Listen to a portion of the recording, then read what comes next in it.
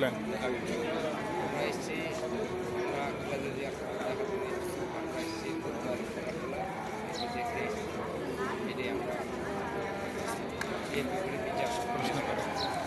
আগামী হ্যাঁ, ইলেকশনে কাকে চয়েস করবেন? আগামী ইলেকশনে আমরা তারেক জিয়াকে চাই। কেন তারেক জিয়াকে চয়েস করবেন, অন্য কেউ কেন নয়? তারেক জিয়ার ওদের পর সরকার হলেও ওদের পর নির্যাতনটা প্রচুর হয়েছে, বুঝেছেন?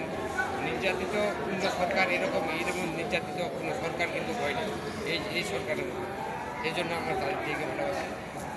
আগে থেকেই আমরা জিয়া পরিবারে আমরা করছি বিএনপি আপনি কি মনে হয় তারেক রহমান কি ওনার বাবা মার মতো দেশ চালাতে পারবে?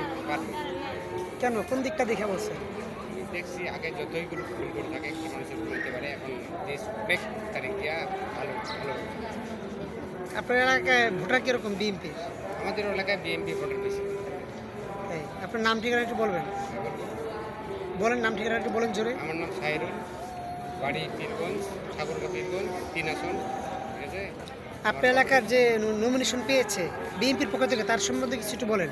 জাহিদুল ইসলাম জি, ওনার একটু কিছু বলেন বৈশিষ্ট্য। ব্যক্তি হিসাবে ভালো, ঠিক আছে।